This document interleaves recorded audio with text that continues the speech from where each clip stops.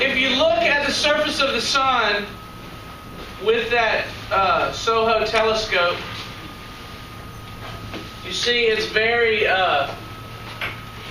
there's a lot of evidence for convection going on.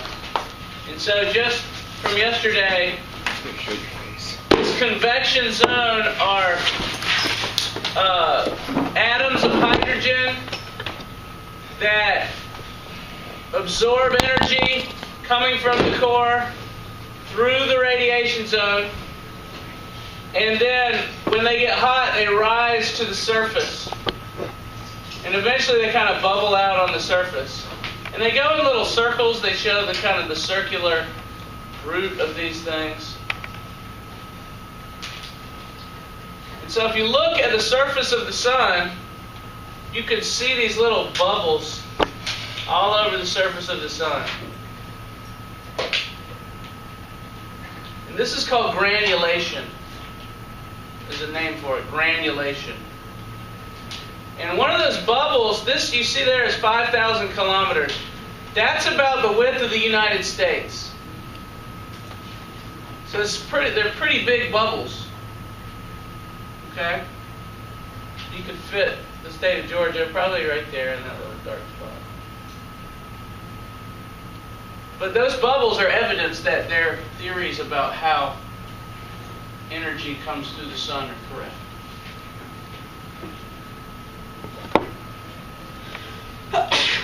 Bless you. Thank you. I've already said that the sun is mostly hydrogen and helium.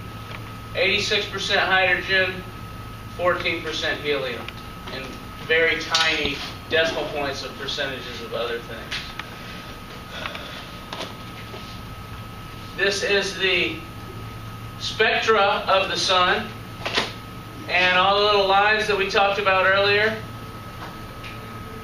Absorption lines from gases that are in the sun's outer atmosphere, absorbing some of the light.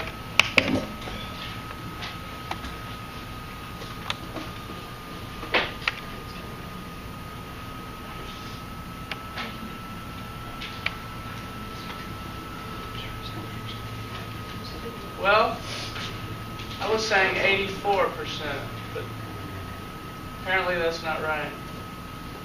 91% hydrogen, 9% helium. And decimal point numbers of the other things.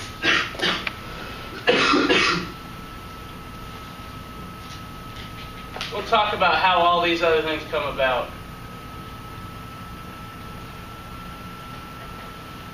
And then we were studying the different layers of the sun, the chromosphere. The chromosphere is a thin layer that doesn't emit much light, but has what we call solar spicules, narrow jets of gas shooting up into it and falling back down. So you find solar spicules in the chromosphere. That's a test question there I just gave you. Oh, now you're paying attention. Huh? These solar spicules are narrow jets of gas that shoot up into the chromosphere and fall back down. And I'll show you pictures of them. No. Narrow jets of gas shooting up into it and falling back down.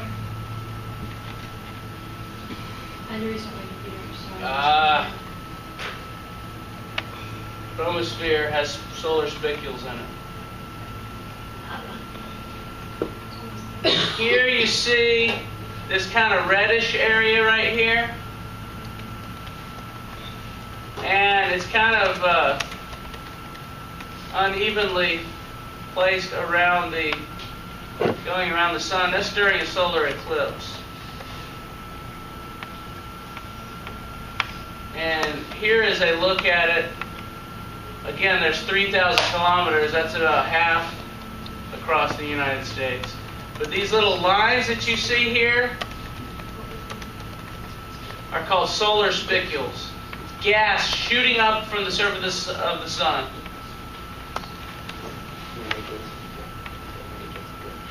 And then it falls back down, pulled by gravity.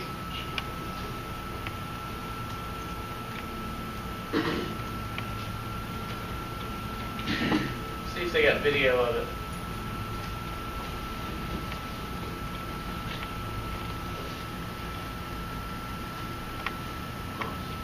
So see this kind of red wispy layer here? That's the chromosphere.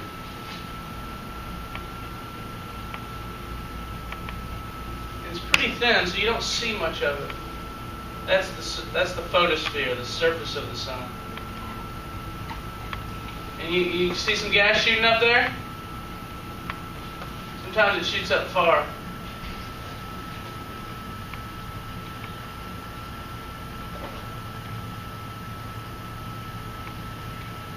Oh, ooh, there's cool.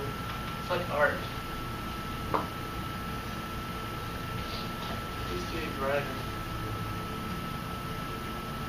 Maybe if I move this thing faster. No, computer can't keep up.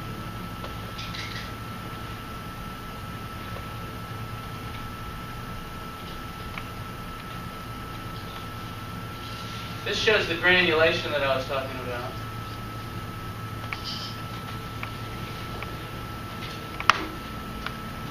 That's the photosphere, the surface of the sun just kind of bubbling up from below.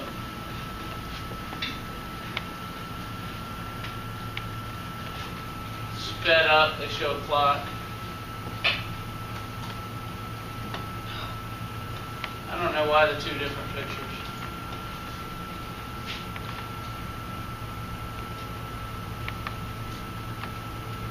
Pretty cool staring at the sun if you have the right camera. This is taken with a different kind of camera. You see these are the little lines, the solar speckles, lines of gas. I got some good pictures here. Now, if you get up above the chromosphere, you hit what we call the transition zone. And then above that is the corona. And the transition zone is an area where you can't see much, but there's gas, very hot gas moving up out of the chromosphere, and the temperature during the transition zone goes way up. And you would think that as you get further from the sun, the temperature would go down. But it's exactly the opposite. The temperature in the transition zone goes way up. And when you get to the corona, which is even further out, the temperature is way hotter than the surface of the sun. It's like a couple million degrees hot, where the surface of the sun is only 5,700 degrees. And why it's so much hotter in the corona than it is on the surface, scientists aren't sure. But it has to do with the sun's magnetic field.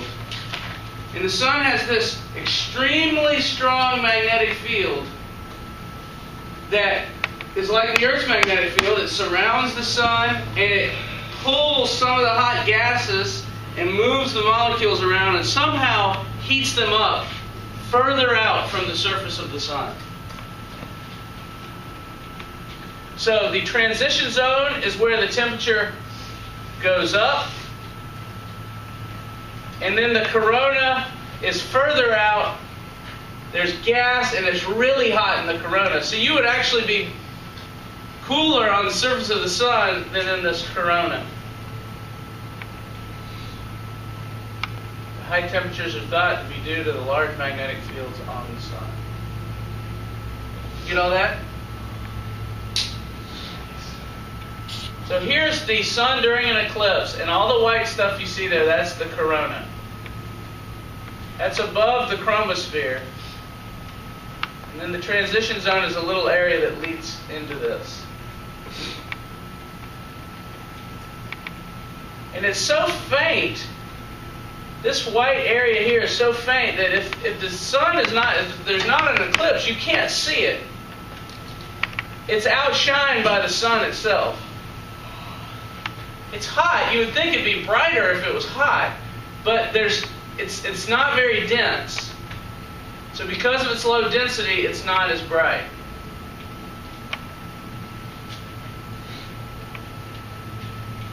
There's a brilliant solar corona. The solar corona varies. Sometimes it's brighter than others. When the sun is at a magnetic peak, there's a high solar corona. And when the sun's at a magnetic low, there's a low solar corona. We'll talk about the sun cycle in just a second. So here's the surface of the sun, the photosphere, and then the chromosphere. The chromosphere gets even cooler, goes down to 4,500 degrees. And then the transition zone, the temperature goes way up. And in the corona, it's over 1,000,000 degrees. I think they said it can get up to 2,000,000. And then as you go further out, the temperature will drop back off.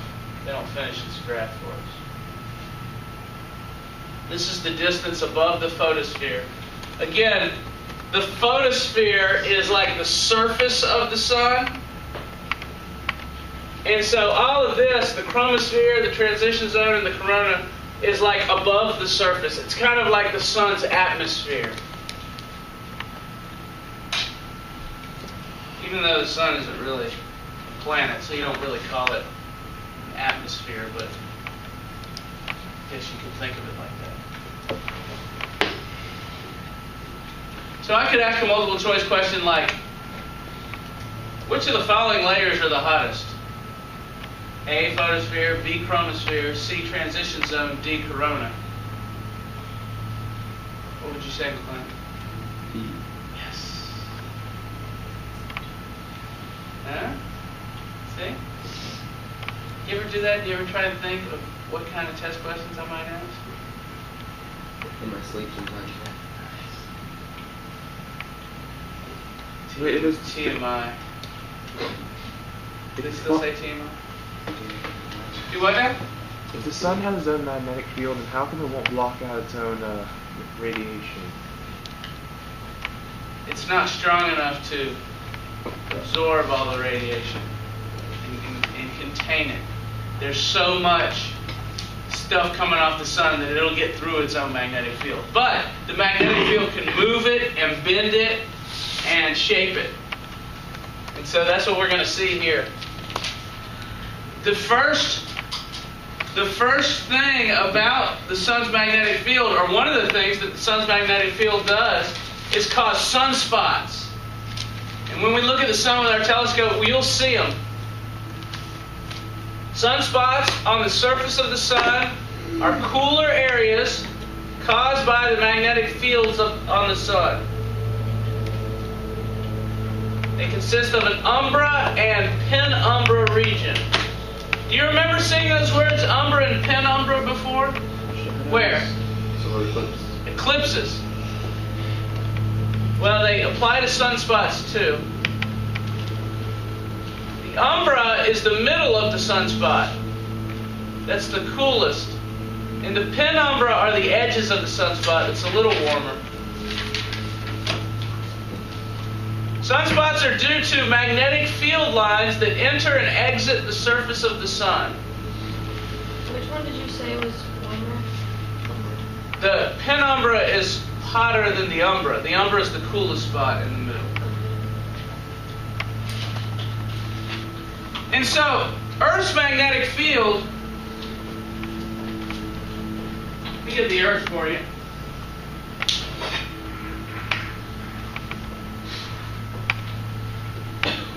Here's the Earth. Wait, you said the umbra is cooler?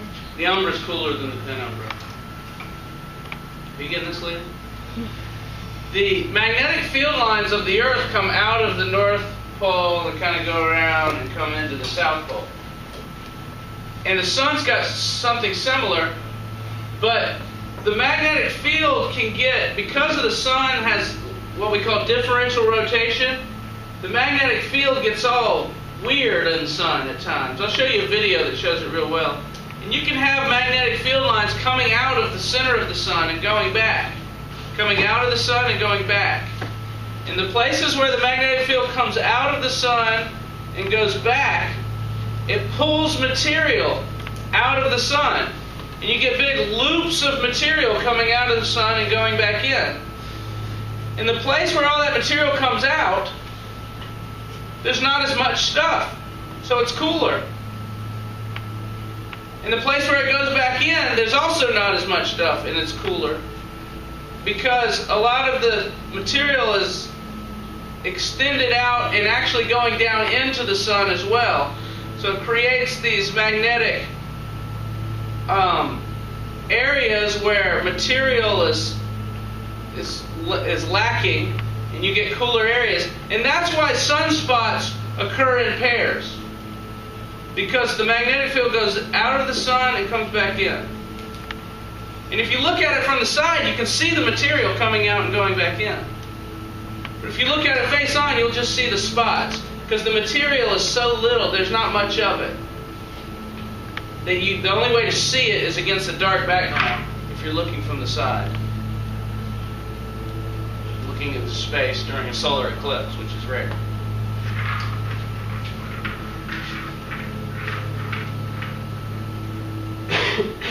So here are these spots. Remember I said they occur in pairs.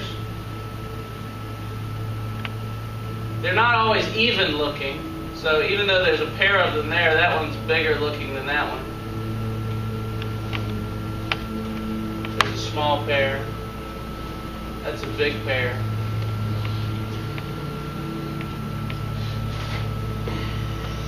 There's the umbra, the middle region of the sunspot. There's the penumbra, the outer region of the sunspot.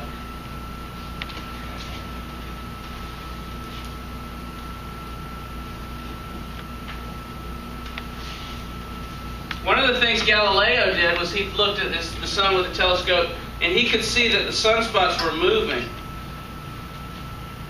And he concluded that the sun was rotating. And that was a correct conclusion, which also went against all thinking at the time. The Catholic Church wanted to believe that the sun was a perfect disk, perfect everywhere. So these spots said that it wasn't the same everywhere. I don't know why that was a belief. Galileo and the Catholic Church, they weren't that fond of one another. So here we see the material coming, the magnetic field coming out and going back in, coming out and going back in, these magnetic field lines. The place where they come out is said to be the southern, like the southern pole. And the place where they go in is said to be the northern pole.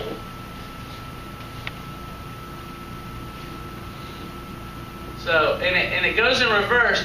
In the northern hemisphere of the sun, they come out and go in from left to right. In the southern hemisphere of the sun, they come out and go in from right to left. But this makes sense if you understand the entire magnetic field of the sun, which I think they have in this video. Here you can see some of the material.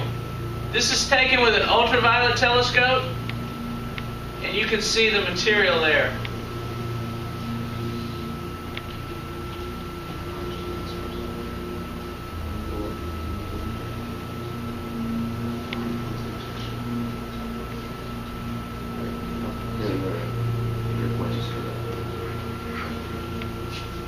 No, we got no audio on it either.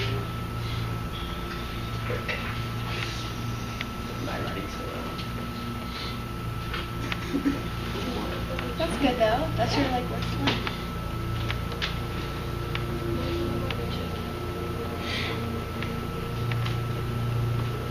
So that's looking up close at a sunspot and just kind of watching it. Y'all seem as if you're talking about something else. You should be doing nothing but loving sunspots.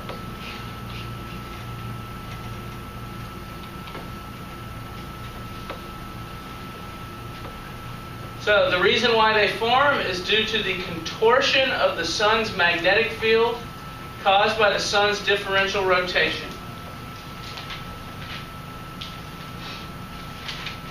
And I never really understood this until I saw this next video I'm about to show you.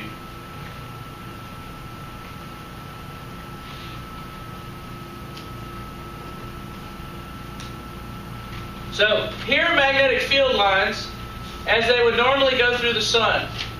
But do you remember I said the sun spins faster at the equator than it does at the poles? And so this turning at the equator faster than the poles actually pulls the magnetic field lines to the side. And when they get pulled far enough to one direction, they start to behave strangely. And some of the lines will pop out of the sun. And when they pop out of the sun, that's when we get sunspots. And material pulled away from the surface of the sun in these big loops. And this configuration only comes about once every 11 years. It starts like this, and maybe 2 or 3 years later it looks like this, and maybe 5 or 6 years later it looks like this, and these contortions get wild. And you really, I really can't explain it that well, but if you closely watch this video, it'll make sense. By passing a sunbeam through a triangular glass prism, we learn much of the sun. White light becomes a spectrum of colour and dark lines.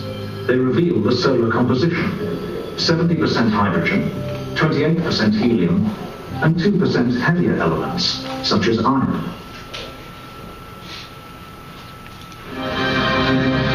Those heavier elements are inherited from a supernova. The death of a giant star, its shockwave interacted with this cloud of gas and dust. As it slowly rotated and flattened, the center collapsed and a nuclear furnace fired up.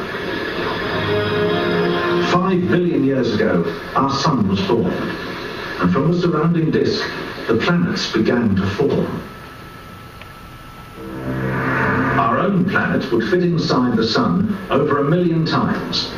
It's so big, the sun comprises 99.8% of the solar system. A ball of incandescent gas held together by gravity. This is the solar surface, the yellow photosphere. At 500 kilometers deep, it's the wispy shell of gas that produces sunlight.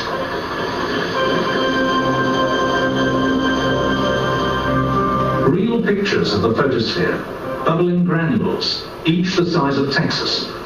Gas rises through the granules, cools, and descends again through the separating lanes. Time-lapse of the rotating sun reveals sunspots. They come and go over several days, and one could swallow Earth. They're cooler than the surrounding photosphere, whose temperature is almost 6,000 degrees.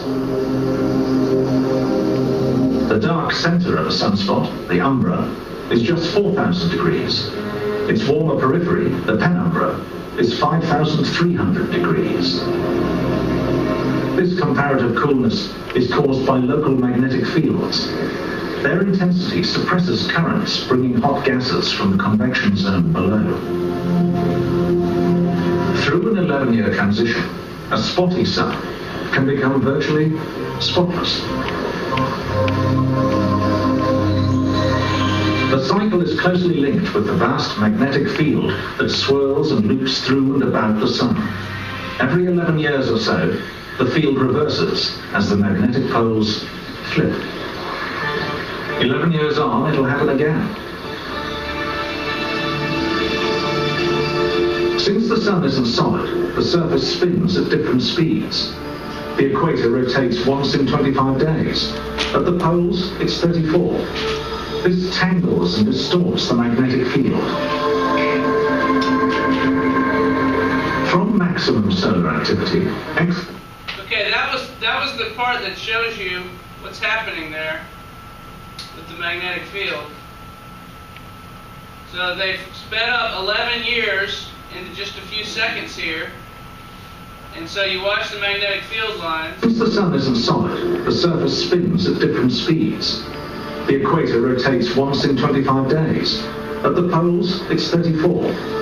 This tangles and distorts the magnetic field. And so at this point right here, you've got a lot of sunspots. You've got a lot of material flying off the sun. You've got high levels of activity. If you look at the sun with a telescope when it's at this spot right here, you'll see more sunspots than you will at the beginning of the cycle. Which is what the sun is right now. The sun is at highest activity. And when these big loops form, you get a lot of material coming off of the sun and going back in. And sometimes the loop can kind of break free. And when it does break free, it snaps like a whip. It goes, whoop-ah! The magnetic field does, whoop-ah! And imagine there's a bunch of gas in here. Whoop-ah! It snaps. And you know, the tail of a whip is going really fast. That's why it hurts really bad when someone whips you with a towel. And the end of that towel is really moving. And it makes a sound. It's moving so fast it actually breaks the speed of sound with a whip. And that's why you hear the crack of a whip. The tail of the whip's moving faster than the speed of sound. So imagine this huge magnetic field, which again, the Earth is about the tip of my fingernail there, the size of the Earth. So this is a huge bunch of stuff. And that thing breaking away and going pow, and then coming back into the sun. It'll throw all that gas away from the sun because it suddenly sped it up to a really high speed. And then it'll be flying through space, coming at the Earth, and then it hits the Earth's magnetic field and kind of goes all around it, and you get these huge aurorae, the lights, and it could, if it's enough material, it could knock out all the cell phones and cause power surges and blackouts and such like that. But the only way for it to hit the Earth is if that whip goes right at the Earth. See, if the whip comes out to the side of the sun, then it's not going to hit us. It'll go out this way. And so we're only worried about those big jets of gas coming right at the Earth. Let's watch it one more time and finish the video here. It's only another minute. Since the sun isn't solid, the surface spins at different speeds. The equator rotates once in 25 days. At the poles, it's 34.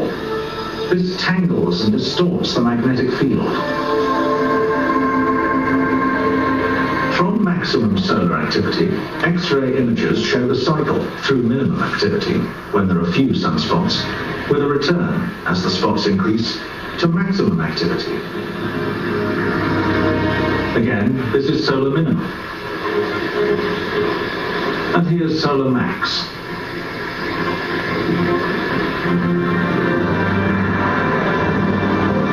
Surface activity in the yellow photosphere orchestrates the show above in the red chromosphere. This inner solar atmosphere erupts with searing gas. A prominence arches into space. Billows of gas sweep along magnetic force lines. Prominences lick hundreds of thousands of kilometers, fueled by magnetic surges beneath. That's the one of the whips. See that whip there? Whipped it out of there. The magnetic field's tangled up, kind of like a tangled garden hose. Okay? That's an analogy. So we have a graph here, which is in your book on 255. There's a cycle of sunspot activity that lasts 11 years, as shown on the graph. The actual cycle is 22 years because the polarity of the sunspots is reversed for the second 11 years of the cycle. So, I don't know if you remembered our discussion about the Earth, but the Earth has the North Pole and the South Pole, and the Earth's magnetic field switches something like every 100,000 years or 400,000 years or something like that. But the sun's magnetic poles switch every 11 years. And so remember when I said the stuff comes out of the south and goes into the north? Well, when it switches, it'll be going, instead of going from left to right in the northern hemisphere, it'll be going from right to left in the northern hemisphere. So there's a switch of the magnetic field every 11 years in the sun. And why it does that, they're not too sure. They don't know, scientists don't know a whole lot about how magnetic fields work, and they're trying to figure that out right now. But it has to do with the swirling hydrogen in the interior of the sun creating this magnetic field. Remember, when the hydrogen is pushed close enough together, it acts like a metal. Same thing in Jupiter. And swirling metal creates a magnetic field. You got all this, Ellie? So, they've been charting sunspot activity ever since a long time ago, 1900. And you can see it goes up, down, up, down. They're just counting the number of sunspots they see. And here's a little chart where they've drawn the number of sunspots. Here's the solar equator. And sunspots seem to occur mostly between 30 degrees and 10 degrees above the solar equator or below the solar equator. And so at a minimum, you're not getting many sunspots. But at a maximum, there's a lot of sunspots. That's kind of a cool picture, a cool graph.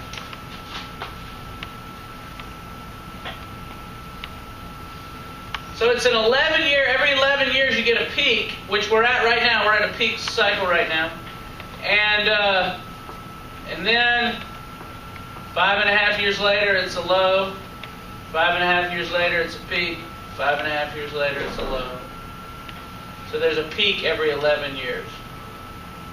But it's actually a 22-year cycle to get back to where you started because the magnetic field reverses. Yes? Really? Yes.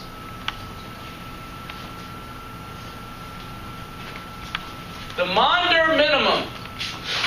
There was a time period from 1645 to 1715 where there were very few sunspots. This is called the Maunder minimum. No one knows why it happened. They did keep good record of sunspots ever since the telescope came about. And there were sunspots before that, and then there were none, and then there have been sunspots ever since. So nobody knows why the Maunder minimum happened and what it was. But that's a good long period, 70 years. No one knows if that'll happen again.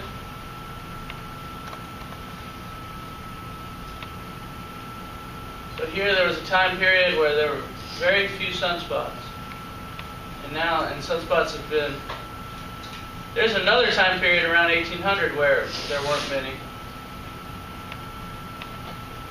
For a short stretch. So we still have stuff to learn about how the sun works.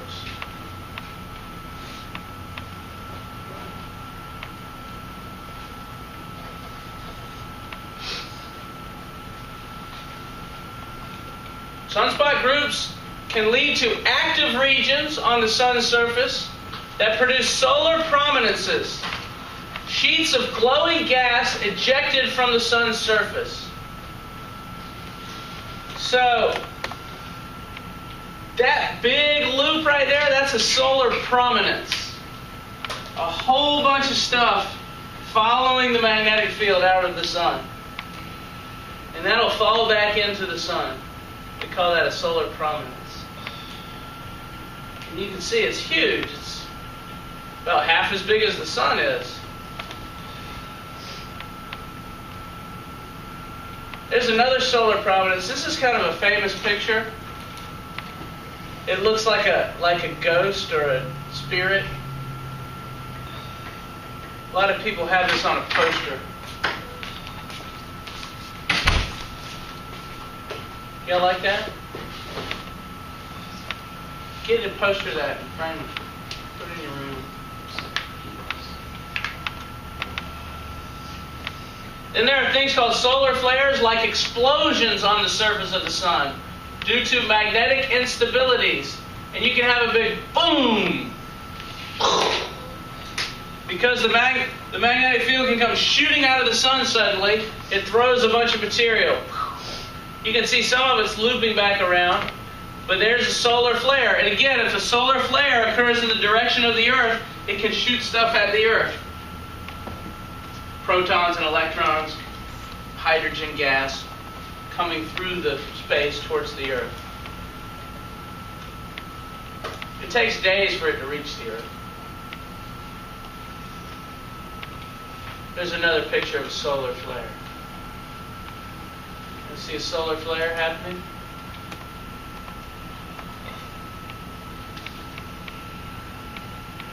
Get ready. Bam! Did you see it? Is there another? Ooh! Exciting.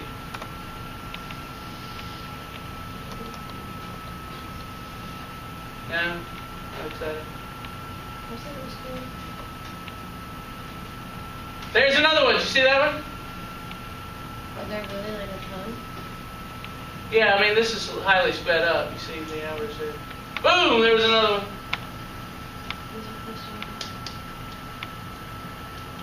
See that one on the left there? I mean, that explosion is larger than the Earth.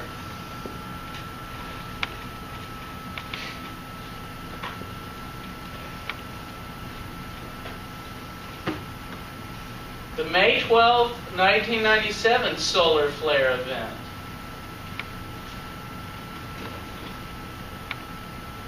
You'll probably still. This time-lapse image shows a bright flare erupting on the sun.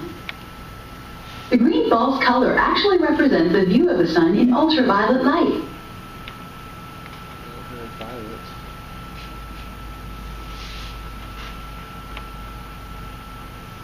So, right there. There it was. Solar flare. Here's another cool word. Coronal mass ejection. The release of a giant bubble of material that will sometimes reach all the way to the Earth's magnetic field, causing communications, satellites, and cell phone problems. Usually occur when sunspot activity is high. So it's kind of like one of those prominences, but like I said, it's kind of like the whip effect, that where the big prominence, this big curve of material kind of shoots off and is thrown towards the Earth. Or it doesn't have to be towards the Earth, it can be thrown in any direction.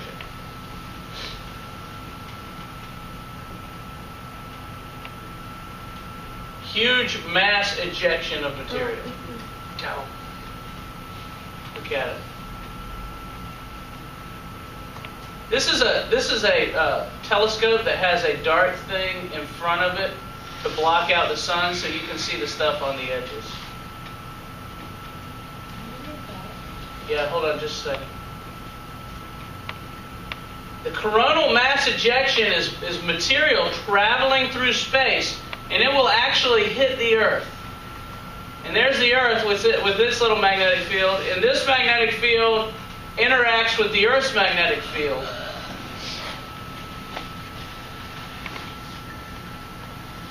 And can distort the Earth's magnetic field, and that can cause stuff to go into the Earth. More material to go into the Earth than normal.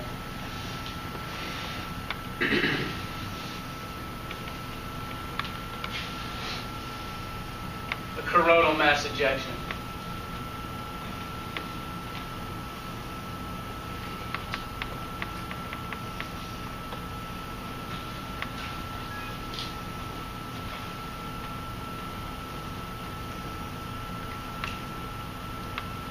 Good?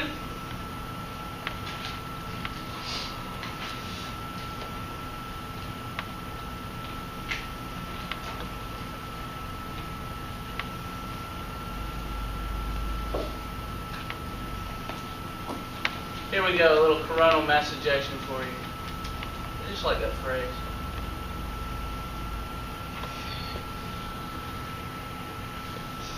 Don't know what that is. Young stars in the new star cluster are in constant state of turmoil. Some of them, especially the hot massive stars, can produce flares thousands of times more intense than our sun does today.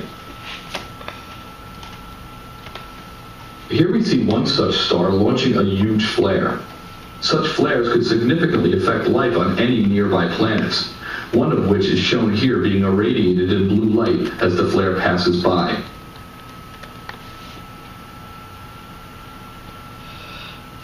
So that big coronal mass ejection goes past that planet, irradiating it. Whoops.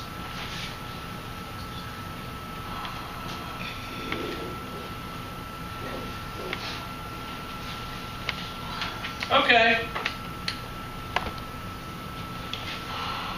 Finally, I'll tell you what. I'll talk about the X-rays next time. So you're supposed to read 9.3 and 9.4.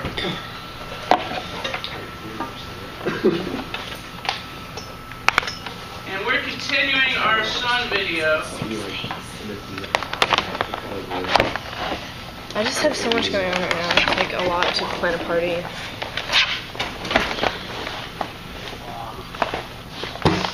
Like I can't do it. I can't plan today. Like, I can talk to you, Nelly. What are you experiencing? talk to Nelly first, and then tell me what she says. What's your My first deadline is the 1st, so I can't.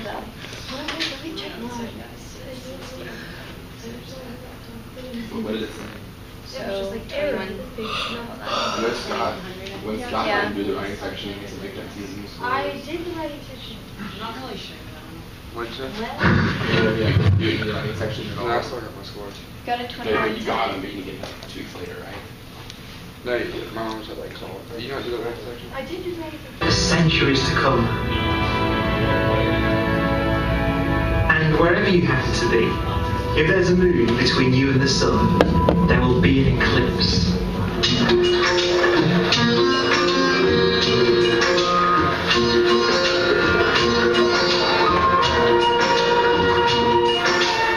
Of course, for Jupiter, plenty of moons.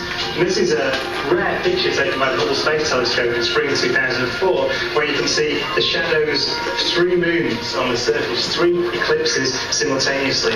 Now this kind of event only happens once every few decades. Saturn, plenty of moons. I think these are my favourite of all the pictures of eclipses in the solar system, because these are pictures taken from the surface of Mars by the Opportunity rover, looking up at the sun.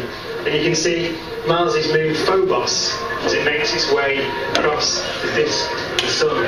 So this is a solar eclipse, partial solar eclipse, from the surface of another world.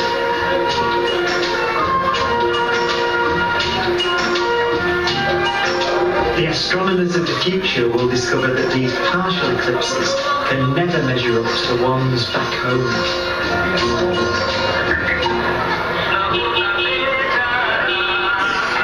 And that's because here on Earth, humans have the best seat in the solar system from which to enjoy the spectacle of a total eclipse of the sun. All thanks to a wonderful quirk of fate.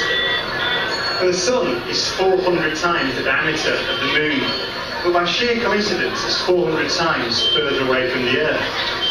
So when our moon passes in front of the sun, then it can completely obscure it. Now, there's something like between 145 and 167 moons in the solar system, depending on how you count them, but none of them produce such perfect eclipses as the Earth's moon.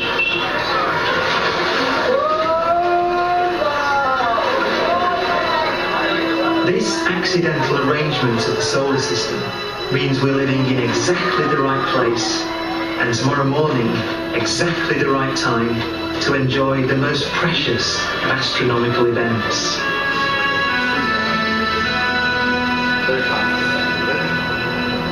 Our closest star is the strangest, most alien world in the solar system. There's a place we can never hope to visit, but I want to show you that through space exploration and a few chance discoveries, our generation is getting to know the sun in exquisite new detail. For us, it's everything, and yet it's just one ordinary star amongst 200 billion starry wonders that make up our galaxy.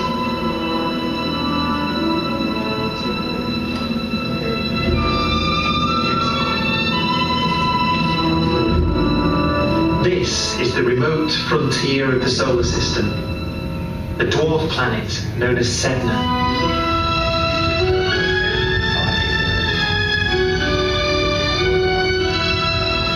Seen from out here, 13 billion kilometers away from Earth, the Sun is just another star.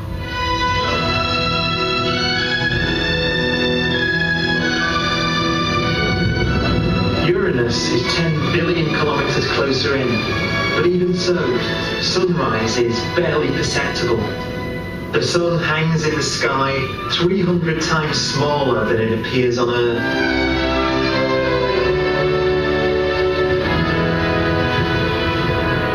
Further in, we come to Saturn.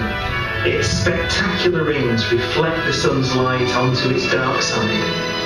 This planet is bathed not just in sunshine, but in windshine. 230 million kilometers out, we arrive at the first world with a more familiar view of the Sun. This is sunset on Mars, as seen by the robotic rover Spirit.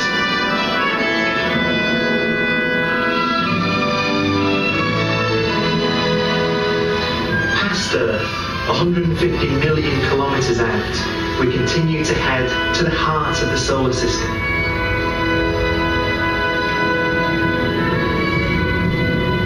Mercury is the closest planet, just 46 million kilometers out. It spins so slowly that sunrise to sunrise lasts for 176 Earth days.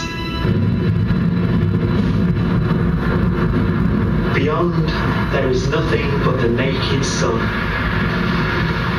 A colossal fiery sphere of tortured matter, burning with a temperature at its core of over 15 million degrees Celsius. Throughout human history, this majestic wonder has been a constant source of comfort, awe, and worship.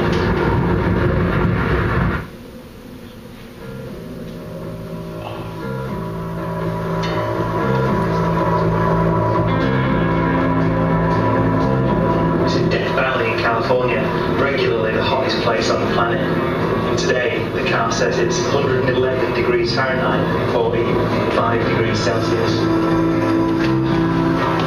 For centuries,